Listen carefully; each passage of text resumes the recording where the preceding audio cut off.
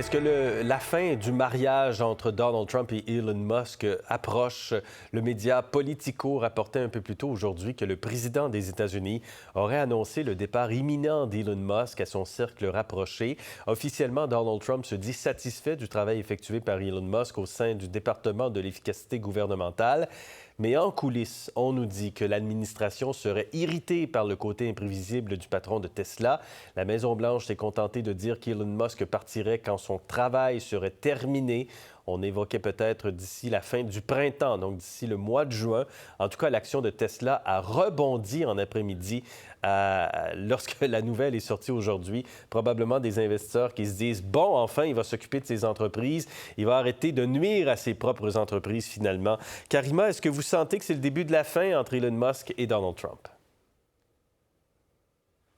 Oui, mais encore là, on verra. Mais oui, je pense quand même qu'on a quelques indices là, depuis quelques temps. Il y a Donald Trump qui avait dit oui, faudrait, ben pas il faudrait, mais il devra éventuellement retourner à ses entreprises. Et c'est surtout, je pense que Elon Musk a été un atout incroyable pour Donald Trump, mais pendant sa campagne électorale, on sait qu'il y a, bon, il y a eu tout ce financement à coût de millions, il y a eu l'utilisation, bien sûr, de son média avec X. Il y avait tout l'aura entourant Elon Musk il y a quelques mois, j'allais dire, hein, l'homme non seulement bon, le plus riche du monde, mais surtout qui était associé à cet entrepreneur là, qui a vraiment l'imagination, qui va dans tous les sens, là, vraiment avec les voitures électriques, Tesla, qui avait une bonne image encore il y a quelques mois de ça. Donc, le côté ingénieux, mais on voit qu'en ce moment, bien, il commence à plutôt être un repoussoir, finalement.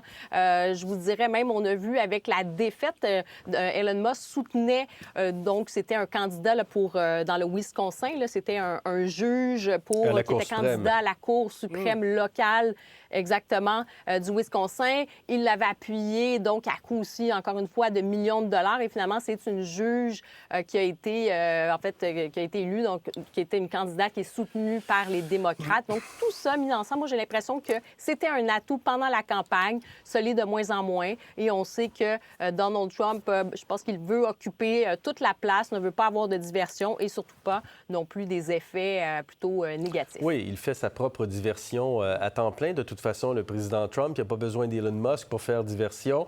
Il y a des sources de Politico qui disent que des proches de Donald Trump se disent frustrés par le caractère imprévisible quand même d'Elon Musk et qu'il serait donc devenu un handicap pour l'administration. Est-ce qu'on sent des fissures à la Maison-Blanche? Tranquillement, Jacques. Et donc, que tôt ou tard, et peut-être plus que tôt que tard, Elon Musk va partir. Alors moi, je pense que c'était écrit dans le ciel qu'un jour, ça poserait un certain problème. D'abord, avec l'entourage idéologique immédiat de M. Trump.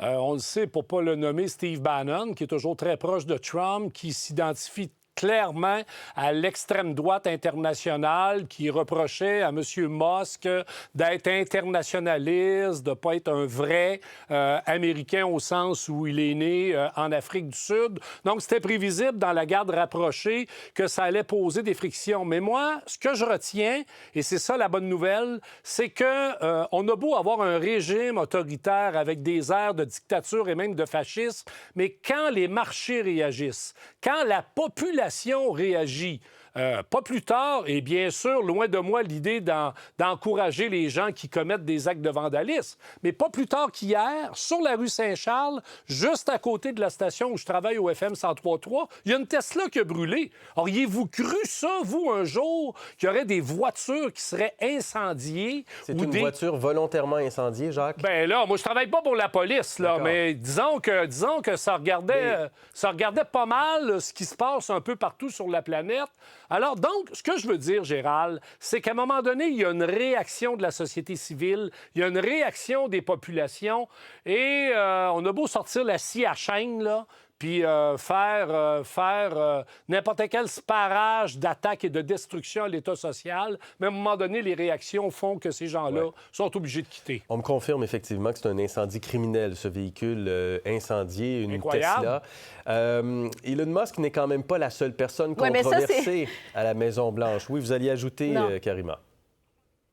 Non, mais j'allais dire sur cette histoire de voiture qui brûle ou quoi que ce soit, c'est pas des militants, MAGA non plus. Là, je veux dire, la contestation avec les actes violents, je pense qu'il faut toujours les dénoncer. Là. Donc, dans ce cas-ci, oui, il y a des réactions dans la société civile, mais on voit que ça vient aussi, c'est ça, donc ça peut venir d'autres militants qui sont assez radicaux. Voilà. Mais il dérange profondément. Il faut dénoncer, évidemment. Et Elon Musk dérange profondément. Et quand vous disiez tantôt, Karima, que le juge à la Cour suprême qui était soutenu par Donald Trump, par Elon Musk, qui n'a pas eu le poste, c'est que là, il y a des alertes rouges, dans le fond. C'est un signal rouge pour l'administration Trump, Karima. Oui, bien, en fait, moi, ça revient à ce que je disais tout à l'heure, c'est-à-dire que si c'est pas un avantage pour Donald Trump, ça lui donne pas, comme on dit, des voix, de l'argent, un soutien, c'est pas d'intérêt pour lui. Moi, je pense que sur le côté de la respectabilité, puis que finalement, ça dérange ou pas, on s'entend que Donald Trump, il s'en fiche un peu là, par son comportement, par son attitude. C'est pas ça qui le dérange. Mais ce qui peut le déranger, c'est, OK, est-ce que finalement, quand Elon Musk vient toucher quelque chose, est-ce que ça apporte ses fruits? Dans ce cas-ci, on a vu que son soutien pour le juge qui était donc soutenu par le mouvement MAGA, bien, ça n'a pas fonctionné. En tout cas, ça ne manifeste. Il n'y a probablement pas que ça, mais il y a ça. Quand on voit aussi sur l'impact, Donald Trump qui disait, moi, les emplois, les entreprises américaines, on voit les impacts, par exemple, sur Tesla à travers le monde. Il y a peut-être aussi des indices. Le mouvement aussi, sur le comportement, en fait, les actions du Doge, autant Donald Trump, lui, se dit satisfait, puis oui, on coupe, puis on veut couper.